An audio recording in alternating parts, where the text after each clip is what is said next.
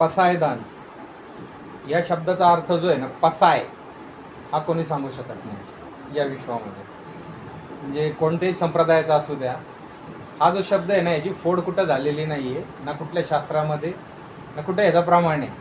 मग ज्ञानेश्वर महाराजांनी हा शब्द का वापरला, पसायदान? काय म्हटलंय त्यांनी? आता आता विश्वात्मके देवे, येणे वागेदने तोषावे, तोषोनी मज द्यावे, पसायदान हे. आता विश्वात्मके देवे, कोणाला मागतायत ते? विश्वात्मक देवाला, जो विश्वांचा देव आहे, सर्व विश्वांचा देव, विश्वात्मक देव. मग विश्व तर इथं पण असतात, वरती पण असतात, बरोबर आहे ना? मग ह्या विश्वाचे देव त्यांना काय माहित नव्हते का कोण आहेत? विठ्ठलाचीच भक्ती केली ना त्यांनी आयुष्यभर, पांडुरंग विठ्ठल, बरोबर ना? पण मागताना कोणाकडे मागितलंय त्यांनी? विश्वात्मक देवे, विश्वात्मक देव आहे ना त्याच्याकडे. आता विश्वात्मके देवे, येणे वागयज्ञ तोषावे, तोषोनी मज द्यावे, पसायदान हे. तोषोनी मज द्यावे म्हणजे आनंदित होऊन द्यावे. वागयज्ञ, वागयज्ञ म्हणजे तोंडामध्ये जो यज्ञ आहे, जिभेवरचा जो यज्ञ आहे त्याच्याने द्यावा, म्हणजे शब्दांनी द्यावा. शब्द ब्रह्म म्हणजे शब्दांनी फक्त म्हटलं की झालं तर झालं, आणि शब्दांनी म्हटलं तर घेतलं तर घेतलं. हे कोण करू शकतो? विश्वपिता, परमात्मा. म्हणजे मागितलंय कोणाकडे? डायरेक्ट परमात्म्याकडे. मग तो विश्वपिता आहे कोण? जो फक्त शब्दांनी देतो. आलं का लक्षात? हे कोडिंग आहे. आता विश्वात्मके देवे, येणे वागयज्ञ तोषावे, तोषोनी मज द्यावे, पसायदान हे. काय द्या? पसायदान द्या. हे पसायदान कशातनं दिलं जातंय? वागयज्ञ, शब्दांनी दिलं जातंय. मग ते शब्दांनी देण्याचा अधिकार आहे. आलं लक्षात? हा शब्दांनी देण्याचा अधिकार आहे. वागयज्ञ तोषावे, तोषोनी मज द्यावे, पसायदान हे. जे खळांची व्यंकटी सांडो, जे खळांची व्यंकटी सांडो, तया सत्कर्मी रती वाढो, भूता परस्परे जडो, मैत्र जीवांचे. खळ म्हणजे कोण? जे जीवात्मे मळालेले आहेत त्याला म्हणतात खळ. आणि निखळ म्हणजे काय? ज्याच्यामध्ये मळ नाहीये त्याला आपण निखळ म्हणतो ना. स्वच्छ निखळ प्रेम, निखळ पाणी, निखळ भक्ती, कुठली त्याच्यामध्ये वासना नाहीये त्या भक्तीमध्ये. तसं ते म्हणतात जे खळांची व्यंकटी सांडो. काय सांडो? व्यंकटी. व्यंकट म्हणजे कोण? व्यंकटेश्वर म्हणजे विष्णू. व्यंकटेश्वर हे नाव तर ऐकलंय. जे खळांची व्यंकटी सांडो, तया सत्कर्मी रती वाढो. आणि जे खळ आहेत त्यांची व्यंकटी सांडल्यानंतर त्यांच्या सत्कर्मामध्ये रती वाढली पाहिजे. रती काय वाढली पाहिजे? रती. रती क्रीडा हा शब्द ऐकलाय का? समागम म्हणजे थोडक्यात सत्कर्माची रती त्यांची वाढली पाहिजे. म्हणजे आत्म्याचं परमात्म्याशी मिलन राहिलं पाहिजे. सत्कर्मी, सत्कर्म आणि असत्कर्म दोन शब्द झाले. मग सत्कर्म म्हणजे काय? जे सत्याबरोबर केलं जातं ते सत्कर्म, आणि जे असत्यामध्ये केलं जातं ते असत्य कर्म. मग सत्य कोण आहे? विश्वेश्वर राय सत्य, विश्वात्मक देव सत्य, त्यांच्याकडेच मागतायत ना ते.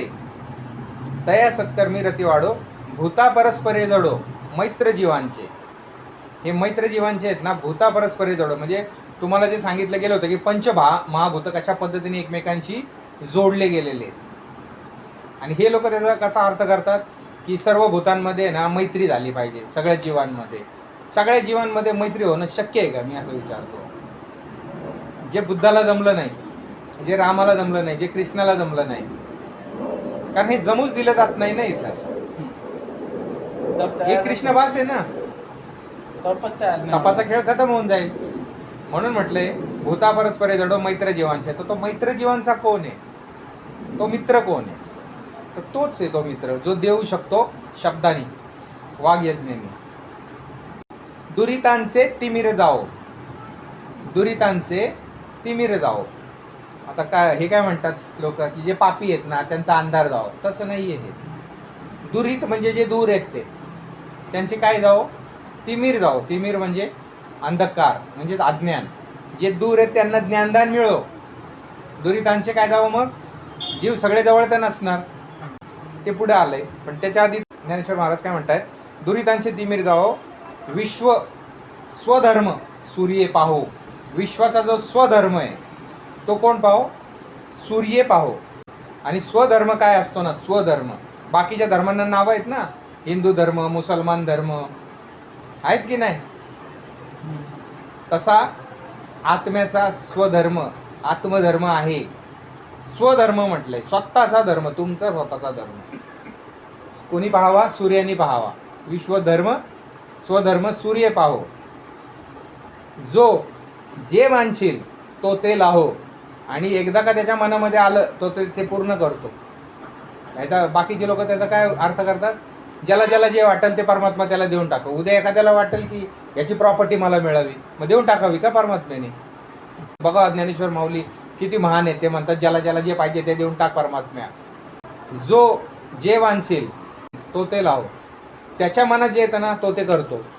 त्यावेळेलाच प्राणी जात, म्हणजे त्याच्या मनात आलं ना तरच प्राणी जाणार, नाहीतर जाणार नाही. जात म्हणजे कोणते प्राणी जात? प्राण. तो प्राण निज घर को जाए, तो प्राणी निज घर को जाए.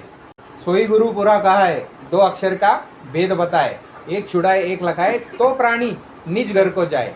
ह्यालाच ज्ञानेश्वर माऊली म्हणतात प्राणी जात. म्हणजे प्राण उधर जाएगा, किधर जाएगा? स्वधर्माला जाईल, विश्वेश्वराकडे जाईल.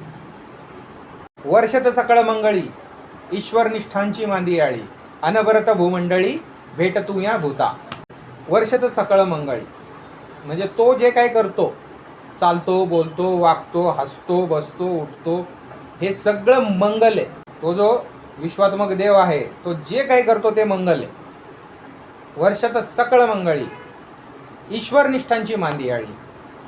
पण तो जवळ कुणाला ठेवतो? जे त्याचे निष्ठावंत आहेत त्यांना.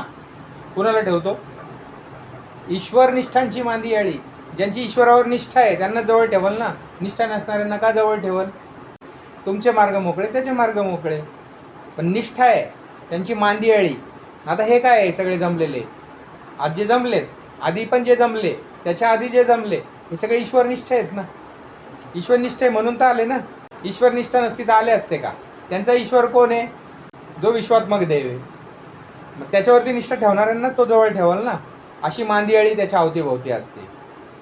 अनवरत भूमंडळी, अनवरत जन्म असतो सर्वांनाच आणि मृत्यू असतो, बरोबर आहे. तो अनवरत आहे. अनवरत म्हणजे आधीही होता, आत्ताही आहे आणि नंतरही राहणार आहे. त्याला म्हणतात अनवरत.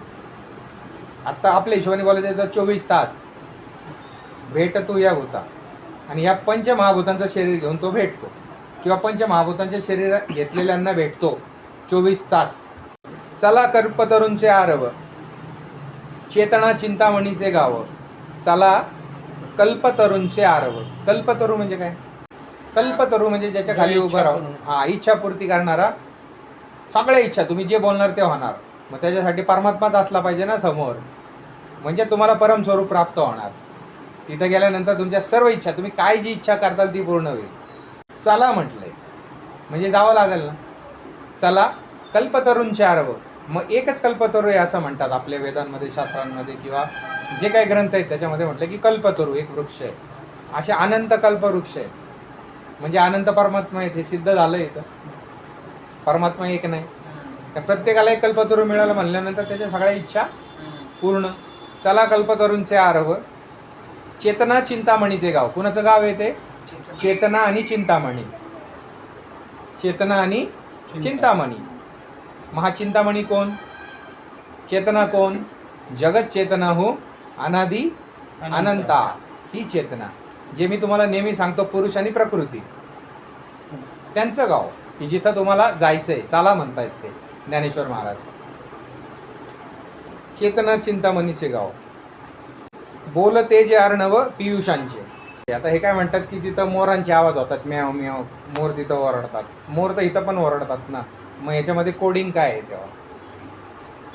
तिथं अर्णव म्हणजे तिथं 9 नाहीये, 9ची सत्ता नाहीये. इथं फक्त 9ची सत्ता आहे ना. 1 ते 9 आकडे. 9च्या पुढे आकडा आहे का इथं? 10, 11, 12.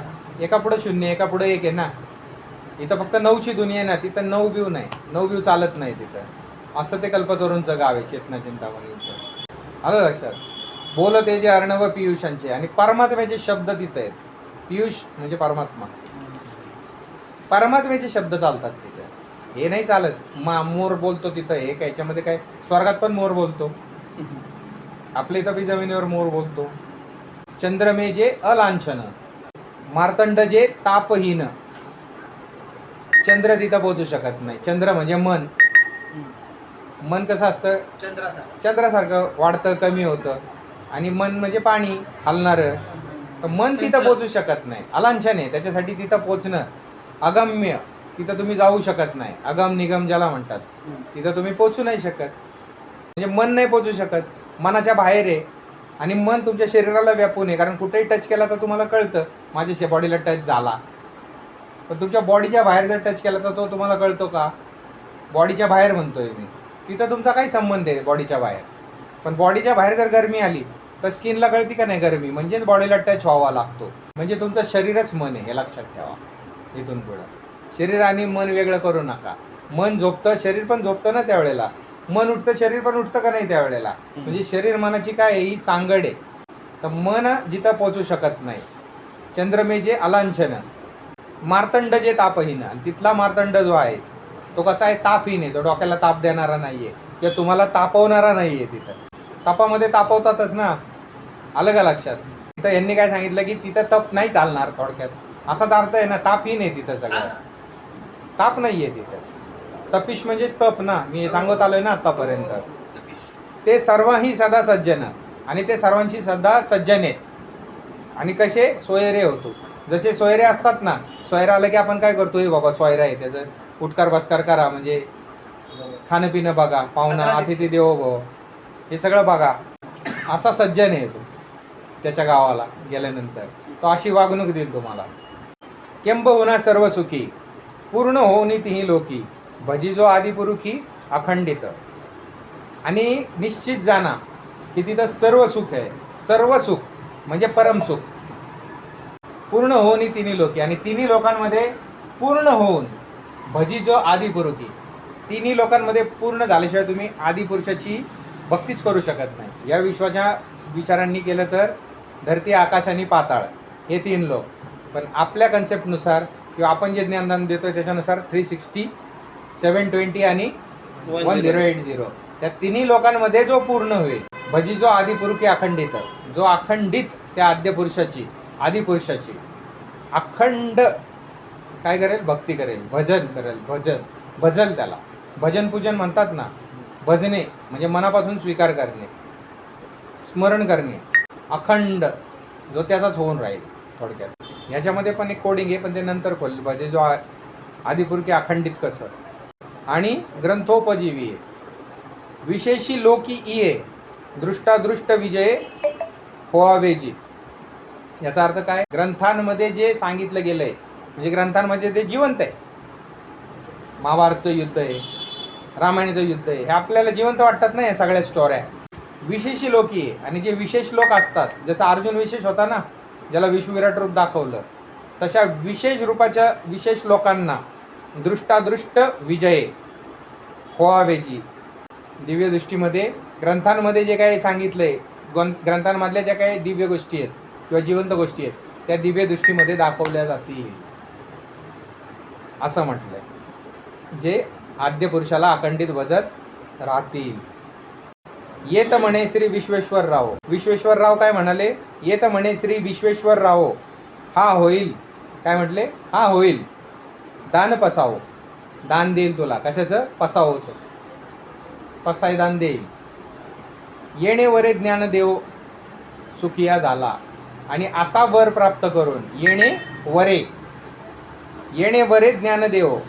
स्वतःला ते काही देव म्हणतायत फक्त, ज्ञानदेव. येणे वरे ज्ञानदेव सुखिया झाला. काय झाला, सुखिया. सुख लोकाला जाऊन तो काय होणार, सुखिया होणार ना. दुःख लोकाला असलं तर दुखिया. म्हणजे जिथं संपूर्ण सुख आहे, परम सुख आहे, याचं फक्त काय दिलं त्यांनी, वर दिला, वरदान दिला. आणि असा वर प्राप्त करून, असे स्वामी प्राप्त करून, असे पती प्राप्त करून ज्ञानदेव सुखिया झाला, आनंदित झाले. हे आहे पसायदान.